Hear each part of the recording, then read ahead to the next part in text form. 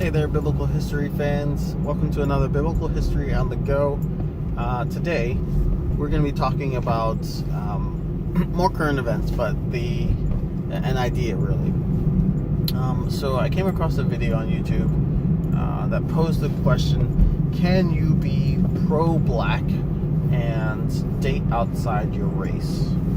Now, so obviously the topic of today is going to be racism. But first I want to address the reason for this video, the reason why I feel like it's necessary. And then we'll jump into that question and give an answer that, of course, has its root in biblical history.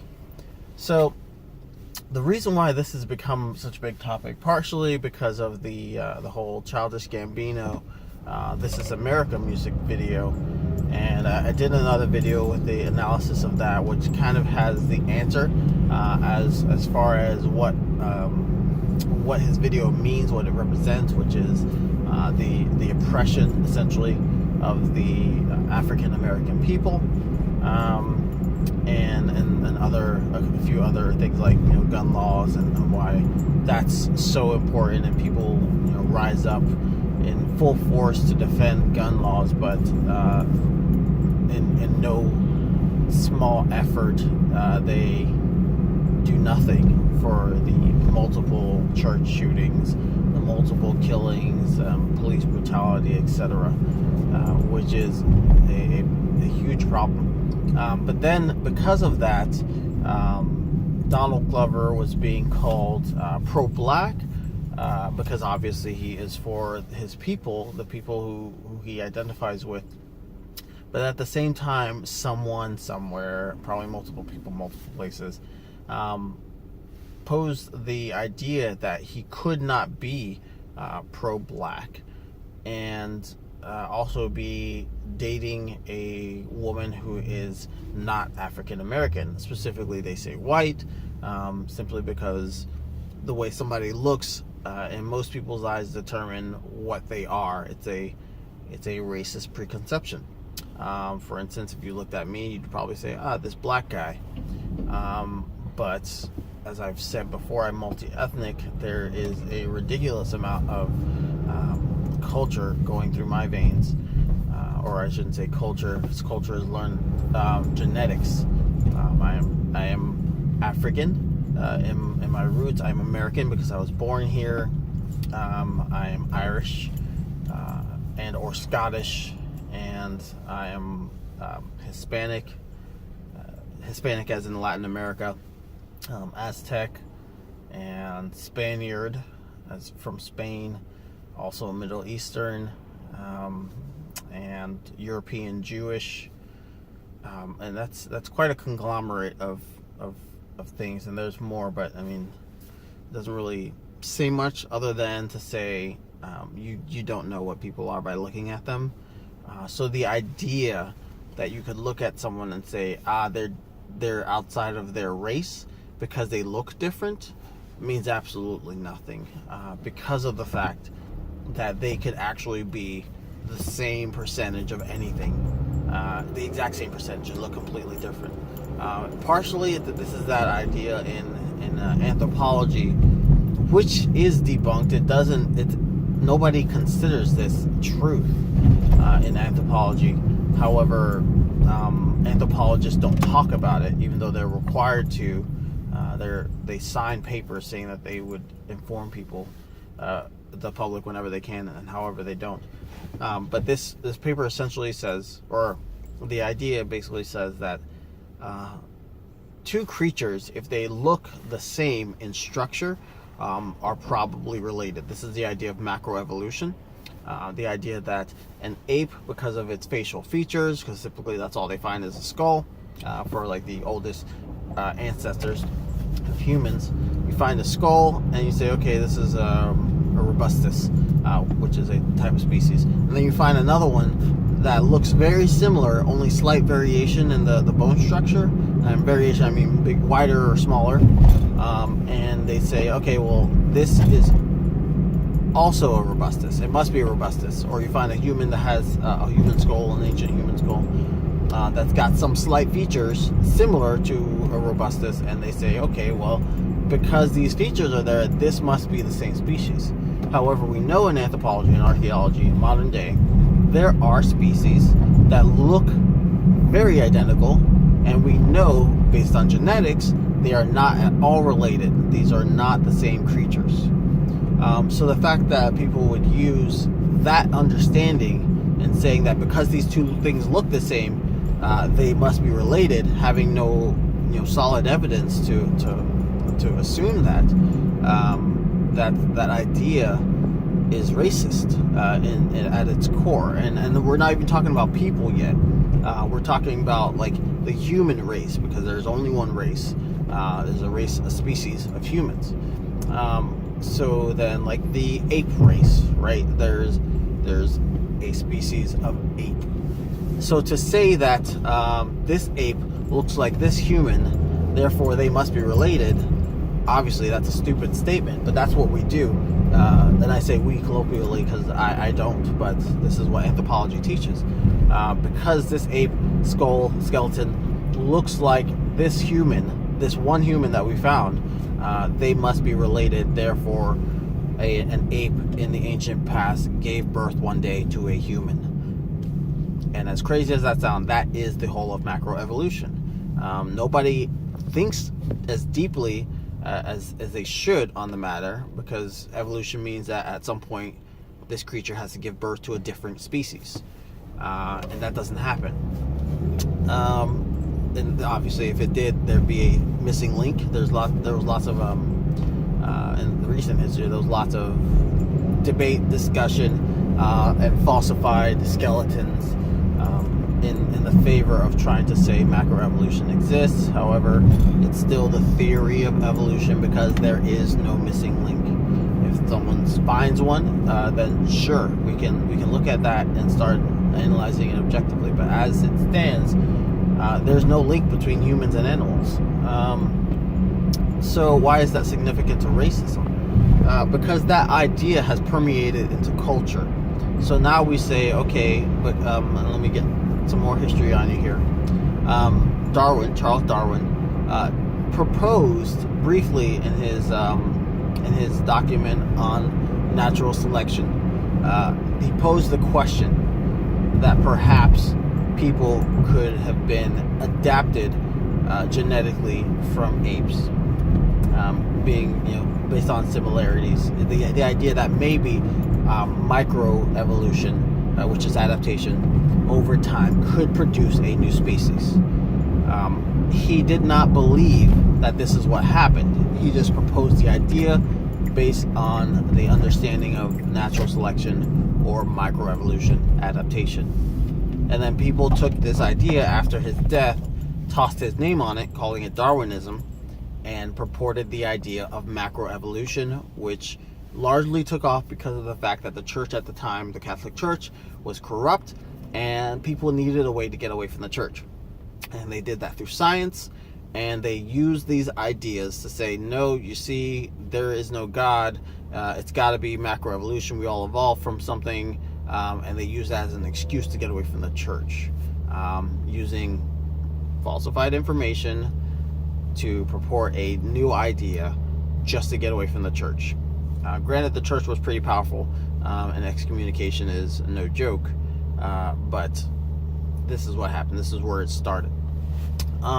Around the same time that Darwin was working on the natural selection theory, which we see is legitimate, and there's also this other guy, Wallace, who's working on the same thing separately. However, Darwin had more family money, and so his work got published, even though Wallace came up with the understanding of natural selection first, and died without any money or credentials. And then we later, out of pity for what we did to Wallace and his family, started adding his name into the works of Darwin as a joint collaborator, even though they never collaborated. So during this same time, there's this guy, Carl Linnaeus, which you probably haven't heard about if you haven't taken anthropology courses, but he is known as the father of taxonomy. Taxonomy is the study of classifying species.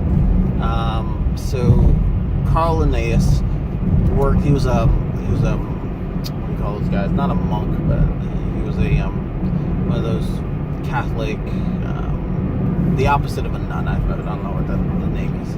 Not really relevant. He was one of those guys, and so he worked on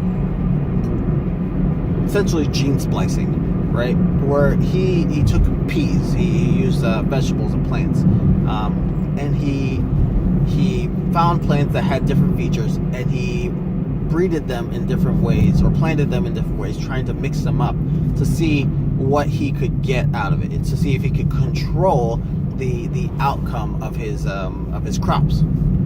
And he found, yes, in fact, you can. We do this today with apple, grapes, etc. We do this today with fruits because this is what was found out in the 1700s by Carl Linnaeus. So this is also where the idea of a Punnett square comes from, where there's dominant genes and recessive genes. And then when you mix something, whether or not it has a dominant or recessive gene for a certain feature, you have essentially 25% chance, because you have two things that you're mixing, both have two genes for the feature. It's either dominant or recessive, and so you get dominant, recessive, dominant, recessive, dominant. And based on that Punnett score, you have a 25% chance of getting any one of those configurations. And with two of those configurations, you get the dominant gene appearing. Without, you get the recessive gene appearing. So this is what Carl Linnaeus came up with. Pretty genius. But then he also was working on, later in his life, the idea, he was messing around with the idea that perhaps you could identify people in the same way based on their genes. And again, this is a time where people didn't have airplanes. So if you were going to travel from one continent to the next, to a completely different culture, you had to go by ship. And if you were doing that, you probably weren't living in that place, so genes weren't really getting spread around. So he decided that he would try and identify different cultures, based on where they lived, the continent, in the same way that he was identifying the plants and subsequently animals. He assumed that this would probably also work. So he identified the continents by color. And I'd say stop me if this sounds familiar, but obviously you can't. But the continent of Africa, he color-coded black. The continent of Europe, he color-coded white. The continent of the Americas, he color-coded red.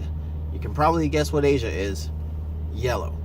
Now, each one of these colors is a racial slur today, because of the fact that everyone knows it is disrespectful to call a person by a color. Now, he did not do this as a means of being racist. He created race in doing this. These colors never represented people. Now they do, because again, those same people who used Darwinism decided, now we're going to identify people by these colors.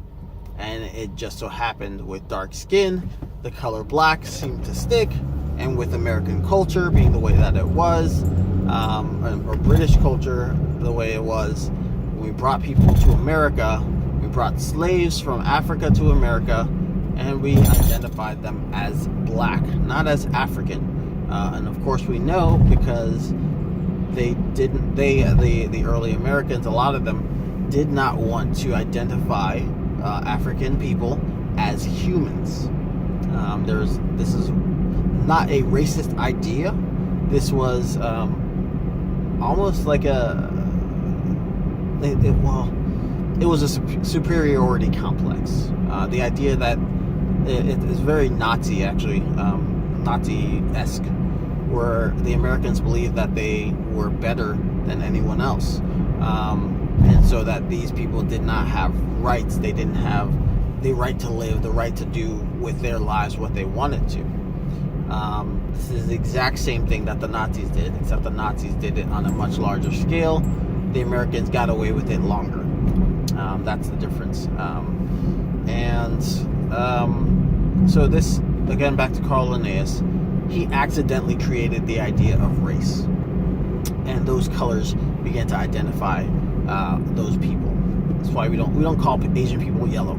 That's disrespectful. They are from whatever place that they're from. If they're Chinese, if they're Taiwanese, or wherever you're from, that's what they identify as, because that's where they're from. That's a culture that they've grown up in. It's what they identify as.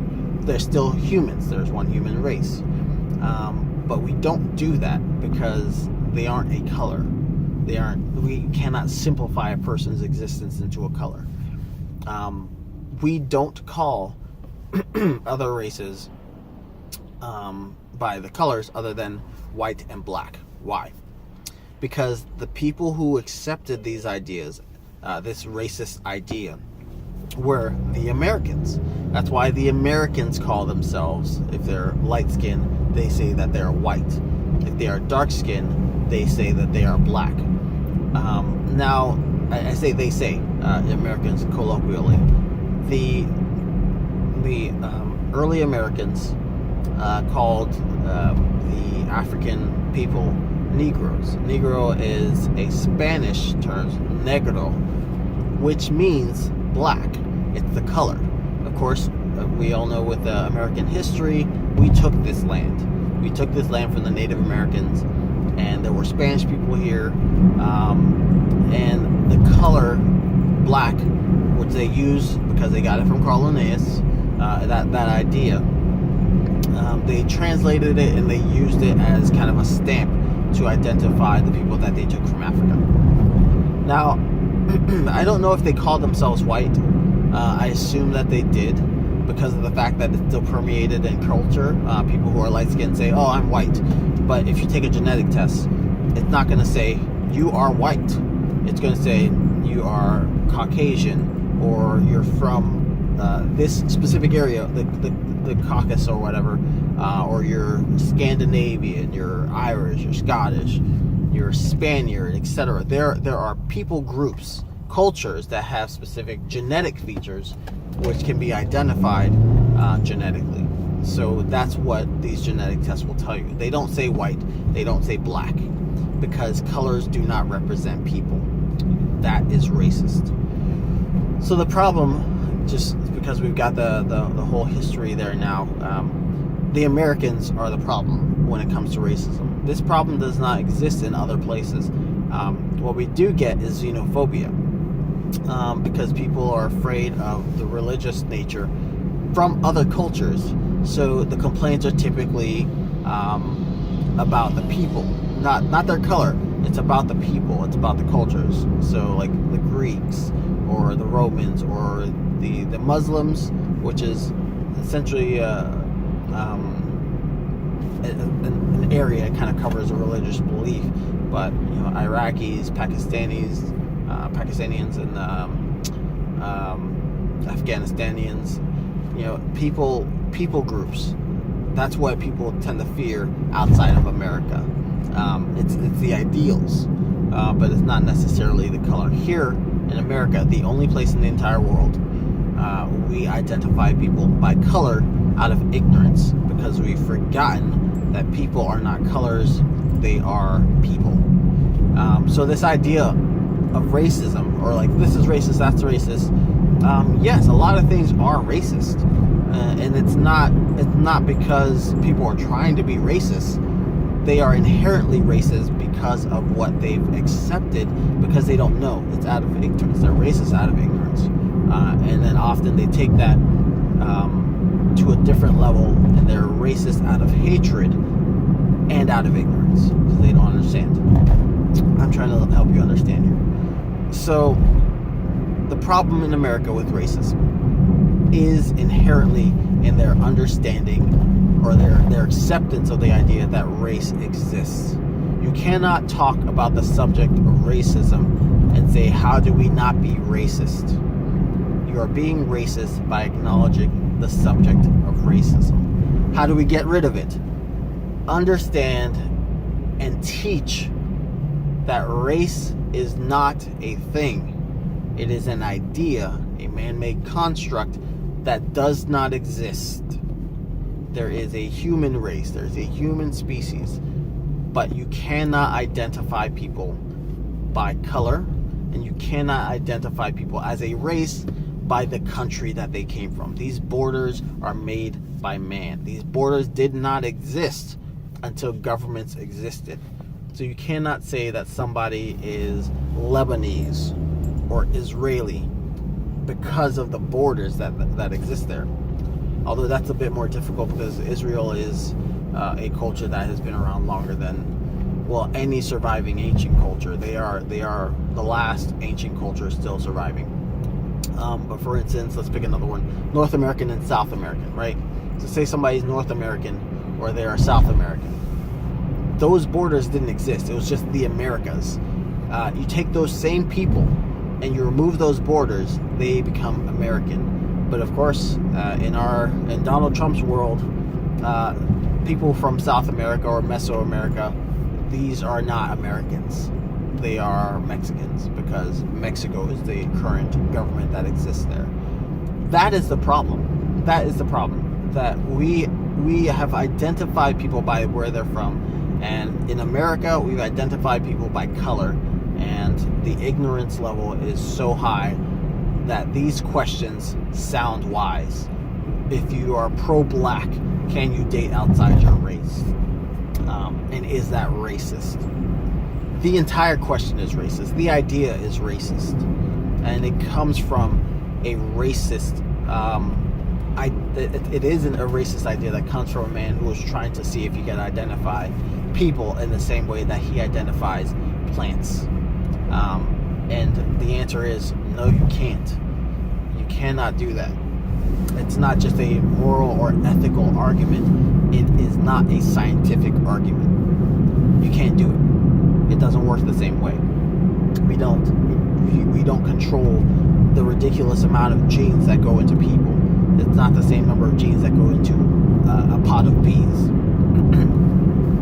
So you can't say that race is a thing. No one can, because it all comes back to that. So what do we do? How do we answer that question? Well, the answer to the question, can you be pro-black and date outside your race? Yes. So what is pro-black? It's not a race thing. It is an idea. Can you be for the African American people who live here and their well-being, their equality in the nation in which we live? And can you date someone and also be for equality? That's the question. It's not pro-black. It's equality.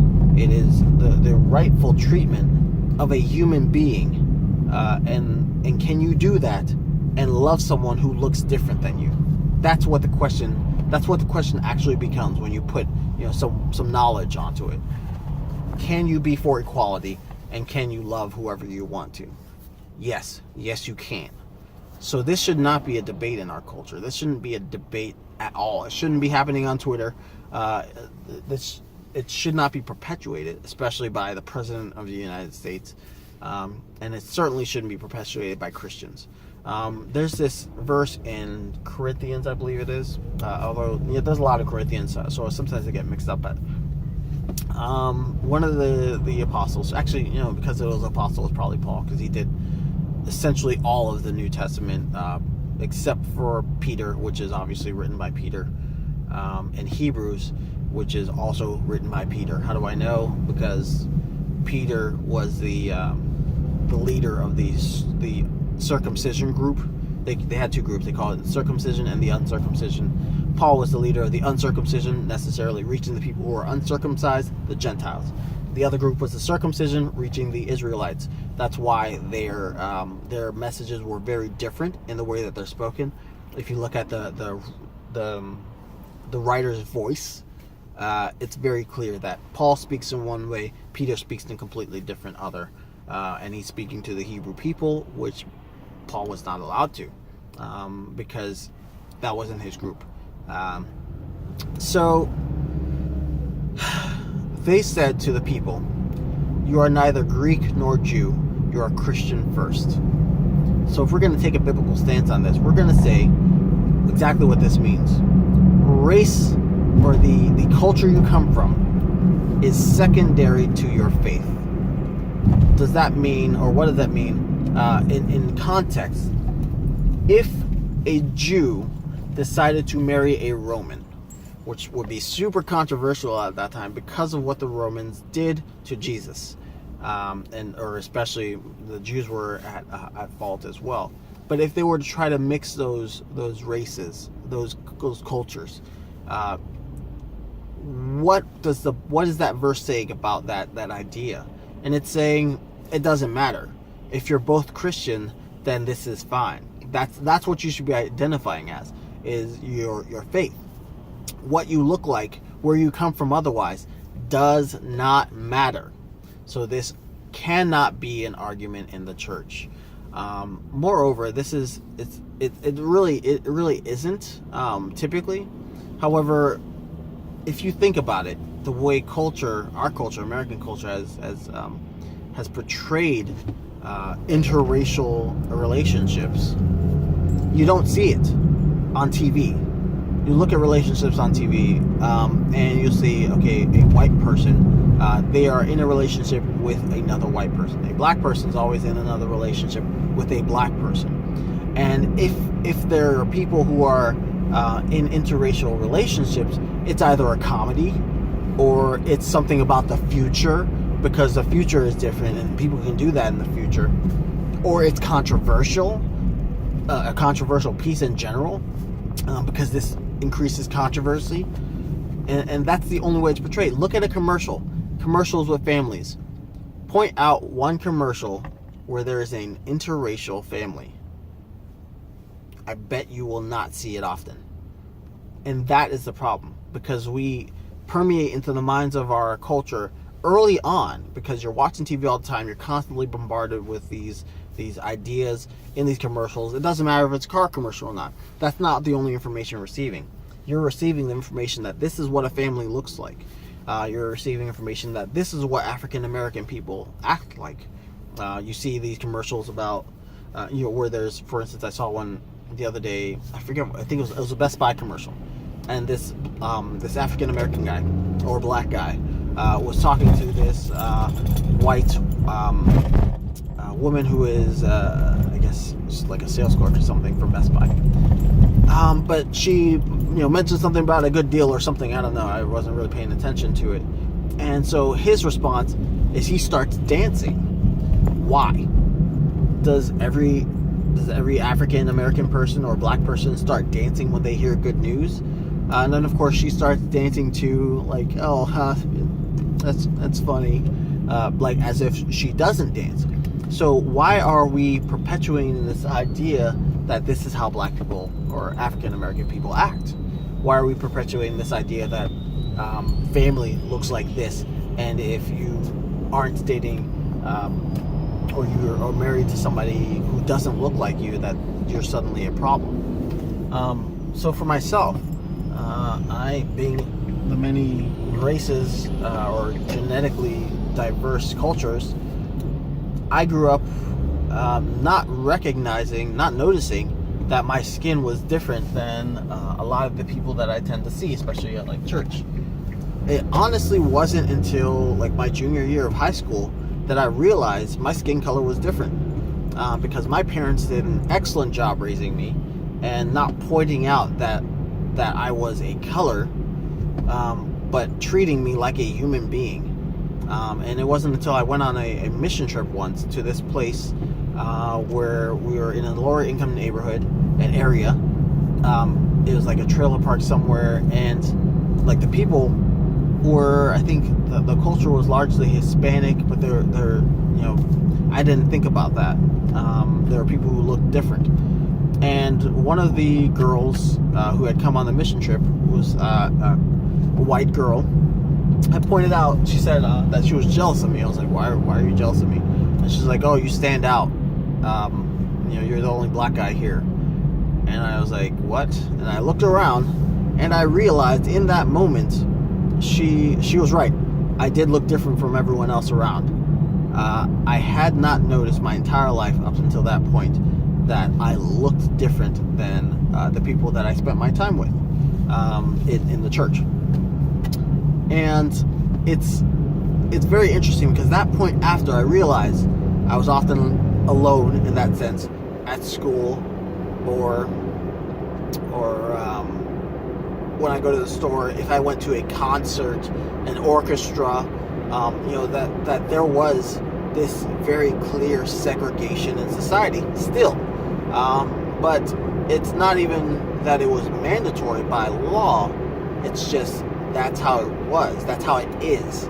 Because I still go places, and every now and again it'll just hit me and like, yes, I am the only dark-skinned person in this room or in this event. And then I started to realize as well, when you do see another person who has darker skin color and everything, they recognize it too. And there's automatically this kind of this bond, recognizing that you are one of very few in this area, and that no one else outside of the people who are subconsciously, still segregated in that sense, that no one else would notice. Like you can't really go to a person who considers themselves white and say, you realize you're the majority in this room. But if you take them and put them in the same situation, and you're in a place where it's predominantly dark-skinned people, they will notice. But the problem is that this is our culture 90% of the time. We see people who are people who consider themselves white don't find themselves as often as people who are considered black in the situation where they are stigmatized in that sense, where they are alone, and people could point out, you are the only white or black person in this room or in this place. And then it becomes uncomfortable. It becomes uncomfortable because we are identifying you are different than us.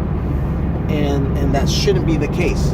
No person is different from any other person. Whether or not you believe in Christianity, we're still one human race. There is only one race, the human race.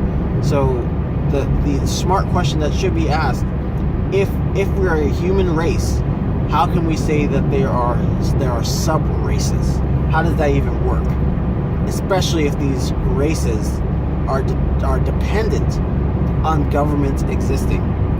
If there was no government anywhere, if there was a one world government, we would be considered one race. And you might think, well, that sounds like a great idea, but for Christianity, no, it's not, because people are flawed, and having one person rule over an entire world is a terrible idea. Temptation exists regardless of whether or not you want to say it's the devil doing it. Power corrupts. Absolute power corrupts absolutely. Our 16th president of the United States said that, and it is absolutely true. Nobody would deny that, and that's essentially where this world is going. And moreover, because this this person who is considered the Antichrist, will be able to unite so many people through the idea of peace and equality, and it's something we all want. It's something we all strive for. But based on prophecy, we know that this is going to happen, and we know the signs that will lead up to it. And so when we see all those signs happen, it's a red flag, because not just because somebody was able to do it, but because these signs happen, which means that there is a God, which means that this person is not benevolent. They're evil, and they will, try to kill anyone who does not accept their proposal of peace, ironically. And they'll start by killing off Christians. They'll start by killing off people who won't accept to change, to abandon their faith for the sake of this new world, which will appear good. But if you have to kill people to accept accept peace, that is not peace in any way. It's a stupid idea, and anyone who accepts that will be hating the devil, and obviously will not be saved. And they should not be. Why would you think that murder or death is an acceptable answer to someone who does not believe what you believe? Anyways, back to racism. So this is the problem in America. The problem is America is racist. America is racist because America acknowledges race. We have a race problem because we believe race exists. Stop believing in race. This is not an out of mind, out of sight thing. We need to stop calling people black. We need to stop calling people white. Everyone should take a genetic test. What you find is everyone in the entire world, based on genetics, this is what we know from science, at the very least, we know every person in the entire world existing today has some link genetically to a small tribe of about 5,000 people in Africa. Tiny, tiny percentage, but it exists in every single person. Every single person. We know, if you're going to accept macroevolution, that man evolved, or man was born eventually from ape, which is evolution, macroevolution, that there has to be a single human. And we know there's only two theories for how man could have continued spreading over the world. And both of those theories involve us humans coming from Africa, or the Israel area, dark-skinned people. Everyone is black. There is no pure race. Impossible. Whether you believe in science, whether you believe in Adam and Eve, whatever the case is, there is one set of human, and everyone evolves, or everyone came from that, was birthed from that genetic line. No one is pure race. So why would we continue to say, you are this race, you are this race? Your parents are black and white, or black and Hispanic, or African American, or his, Iranian, or Pakistani, or Swedish, etc. We look at our immediate parents and we say, because of them, what they look like, this is what you are. Moreover, we don't see their parents, and then we look at the person and say, because of how you look, this is what you are. That's racist. We can't do that. And the only way to stop being racist is to stop identifying people by race. Start identifying them as humans, and we can beat racism. And again, this is not a problem in the rest of the world. This is a problem in America. This is how we stop it. The anthropologists in power today, the anthropologists who have platforms, who perpetuate evolution, etc., people who have been in the field for a long time, have failed to explain to people race doesn't exist, because they themselves still believe it exists with absolutely no evidence. They know it's wrong. They have accepted it as just common everyday truth, and they refuse to acknowledge it. I, having studied anthropology, having a degree in anthropology, saw this being my upbringing, my experience. I know that it's wrong because I've learned, and this is how we fix it. And I have to constantly tell people, because as many black people do, you get asked the question, what are you, when people don't understand, when they hear something that doesn't seem quite right, like your name is Hector. That's a Spanish name. What are you? Well, I'm human. That's what I am. I have my dad's name. Well, what is he? What does it matter? He's human. Why do you feel the need to identify me as a race first and a human second? Why would you do that? That is racist. Now, we can understand the curiosity, in which case you'd ask somebody, hey, what's your ethnic background? None of which is going to tell you why they look the way that they do. You can't say, okay, well, because they're African, they've got this feature. Because they're Italian, they've got this feature. It's not possible. The human race is built of many genetic modifications. That's adaptation.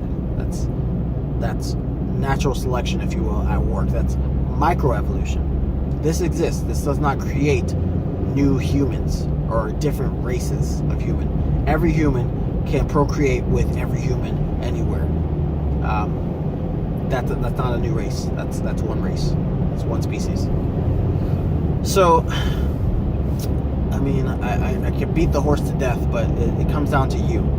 You've got to talk to people about this. When the idea of racism comes up, and people ask you, well, what do you think about black people being oppressed? You say, yeah, they are. This is why. Because you call them black. Where do you get the idea of black? Why are they called black? And no one can answer that question because I just gave you the answer. No one can answer it. They all say, well, that's what they are. And then you say, well, okay, why not African American? And then you say, okay, if they're African American, why are they African American? Why are white people not considered English American? Oh, because we're not from England. Neither are the African Americans. They are American. So why do white people get to be American, but black people have to be African American, having never set foot on Africa? We are Americans. If we're going to identify ourselves by a culture, then we identify by American culture. And if we are all under the umbrella of American culture, we are all Americans. And whatever we do other than that is, subculture. But we are not, and we should not be identified separately from everyone else. And that's the problem. It's racist. The term African American is racist because we don't identify anyone else by some other race first, some other country first, and then by where you live. It's racist. Let's stop being racist. The only way we do that is by being educated. The only way we do that is by taking what you've learned here, Carl Linnaeus and his New World Taxonomy, and the way that we identify African American people, or people in general in this country, as something other than what they are, and trying to weed out those things so we can identify physical features, the genotypic and the phenotypic features, to try and label people in this country with a race that does not exist. Stop it. It's completely ignorant. It is absolutely stupid. We should not be doing it. Don't be racist. You can date anyone you want. You can marry anyone you want. It does not matter what they look like, and you can be for the equality of any person, any people group, any subculture. It's all the same thing. It's equality. It's not a matter of race. If we identify race in anything, it is racist. So to combat race, we need to point out the fact that racism comes from a racist idea that race exists. So, thank you for listening. Talk to people about this. Absolutely talk to people about it. It's a problem in our country, and this is America. Quite bluntly put, ingeniously put by Donald Glover.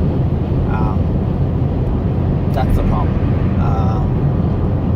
Share this video. Absolutely share this video, because this is a message that needs to get out. And if you don't know how to put it, I've just put it exactly the way it needs to be put for you. And I've given you the evidence. I've got the credentials, as if you needed that to realize that racism is bad.